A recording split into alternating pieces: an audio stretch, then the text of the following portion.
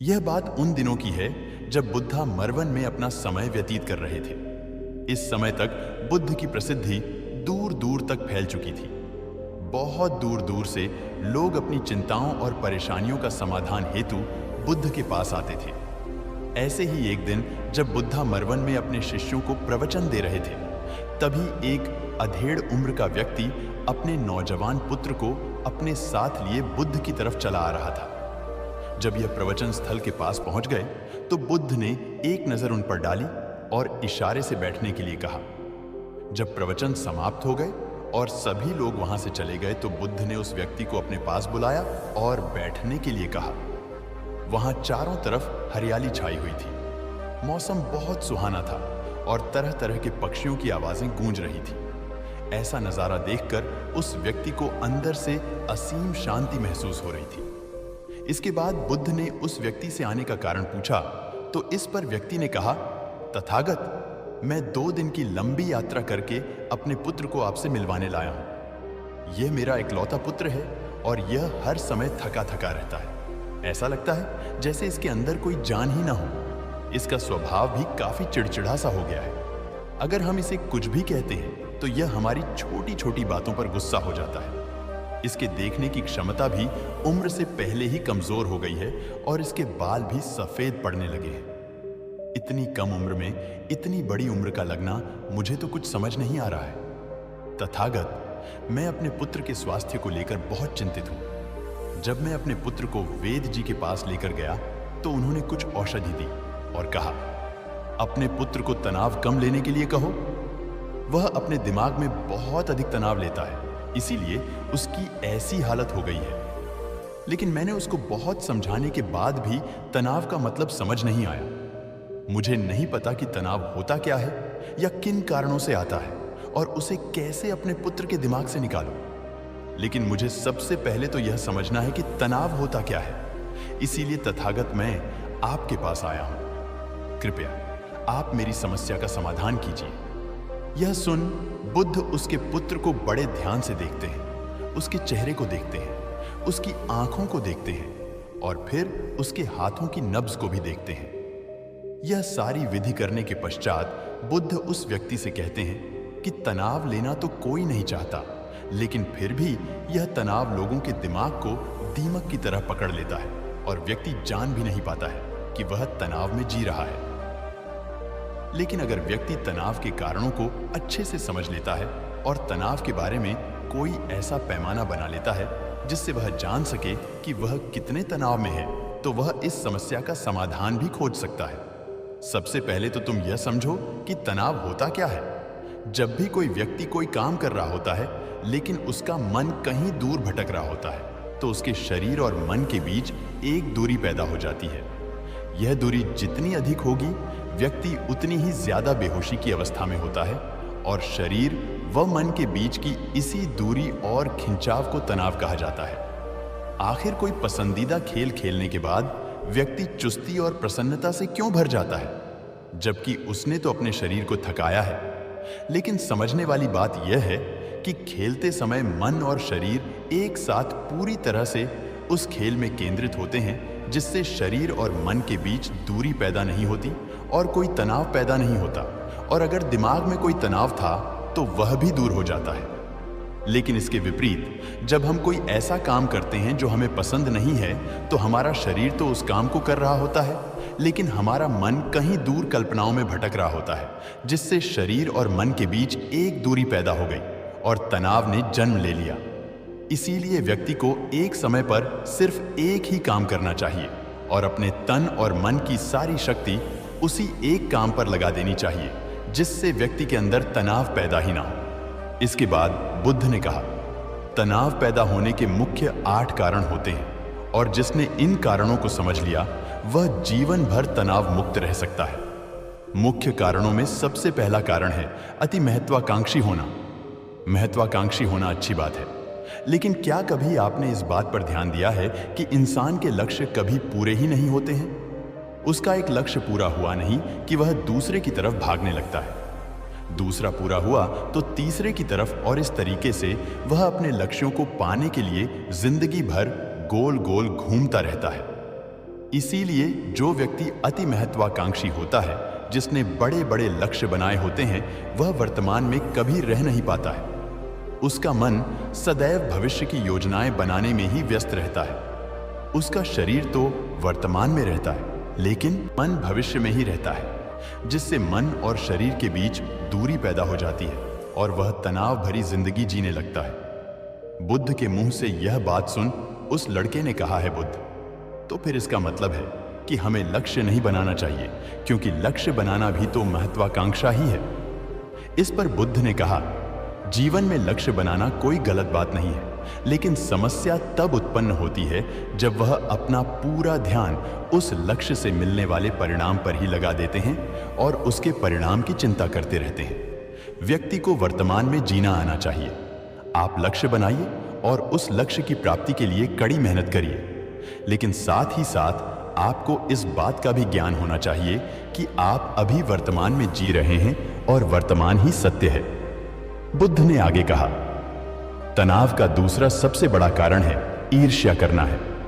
जब व्यक्ति ईर्ष्या और जलन से भर जाता है तो उसका मन अंदर से सड़ने लगता है। ईर्ष्या एक आंतरिक घाव है। आंतरिक घाव यानी मन का घाव। व्यक्ति के शरीर का घाव तो भर सकता है, लेकिन मन का घाव कभी नहीं भर सकता। इसीलिए व्यक्ति को दूसरे की खुशी और तरक्की से कभी ईर्ष्या नहीं करनी चाहिए, क्योंकि ईर्ष्या तनाव का कारण है। इसके बाद बुद्ध ने तनाव का तीसरा कारण बताते हुए कहा कि आरुषिपूर्ण काम न करना। इससे भी मन में तनाव पैदा होता है। जो काम करना हमें पसंद ही नहीं है, जिस काम में हमारी रुचि ही नहीं है, उस काम में हमारा मन लग ही नहीं पाएगा। हमारा शरीर तो वहीं बैठा रहेगा, लेकिन हमारा मन कल्पनाओं की उड़ान भरेगा, जिससे शरीर और मन के बीच दूरी पैदा हो जाती है और व्यक्ति तनावग्रस्त हो जाता है। इसीलिए इंसान को हमेशा अपनी रुचि के अनुसार ही कार्य करना चाहिए। अगर व्यक्ति ने यह पता कर लिया कि उसे कौन सा काम करना पसंद है और वह उसी काम को अपने जीवन का लक्ष्य बना लेता है, तो फिर वह काम उसके लिए काम नहीं बल्कि एक खेल बन जाता है। फिर बुद्ध ने कहा, तनाव का चौथा कारण होता है किसी दूसरे से अपेक्षाएं रखना। बुद्ध ने उस व्यक्ति की ओर इशारा करते हुए कहा, एक पिता होने के नाते तुम्हारी अपने पुत्र से बहुत सी अपेक्षाएं होगी कि तुम्हारा पुत्र एक बहुत ही कामयाब इंसान बने, तुम्हारा नाम रोशन करे, जैसा तुम चाहते हो उस तरह का जीवन जिए, तुम्हारी हर बात माने। लेकिन क्या आज तक कभी किसी की सारी अपेक्षाएं पूरी हुई हैं? जब भी कोई व्यक्ति किसी दूसरे से कोई अपेक्षा रखने लगता है तो वह अनजाने में अपने लिए तनाव पैदा करने लगता है। जरा सोचो कि अगर तुम्हारा बेटा तुम्हारे अनुसार काम नहीं कर रहा है और वह नहीं बन पा रहा है जो तुम उसे बनाना चाहते हो, तो निश्चित रूप से तुम्हारे दिमाग को तनाव तुम्हें पकड़ लेगा। तुम तनाव से भरा जीवन जीना शुरू कर दोगे और इस तनाव के बस में आकर तुम ऐसा व्यवहार करोगे, ऐसी बातें करोगे कि तुम्हारा अपने पुत्र के साथ संबंध और भी खराब होता चला जाएगा।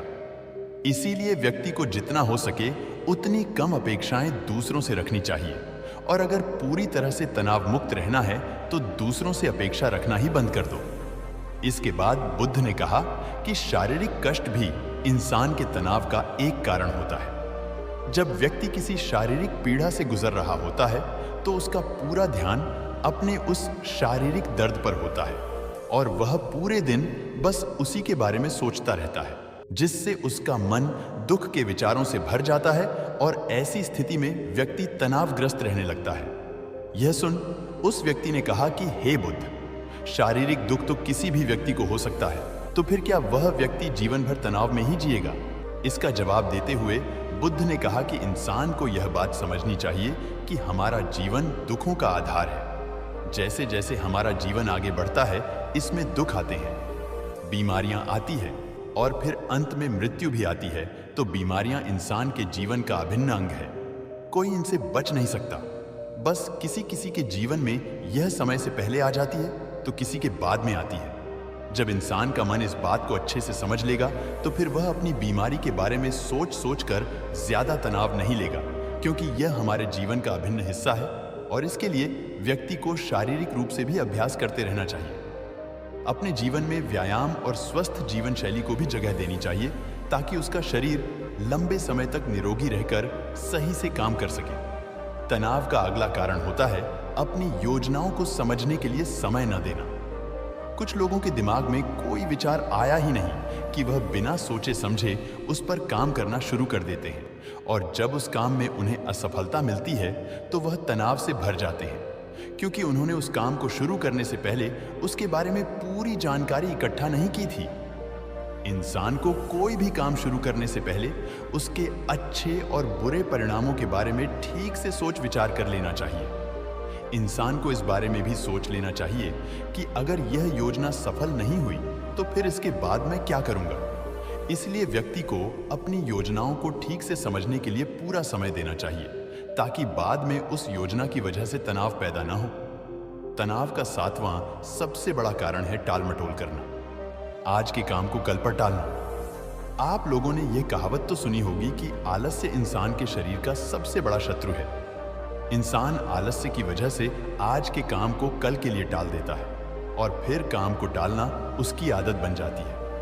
काम को कल पर टालने वाले व्यक्ति का काम कभी भी समय पर पूरा नहीं हो पाता है, और अगर किसी तरह से पूरा हो भी जाता है तो वह उतना अच्छा नहीं हो पाता है जितना अच्छा उसे किया जा सकता था।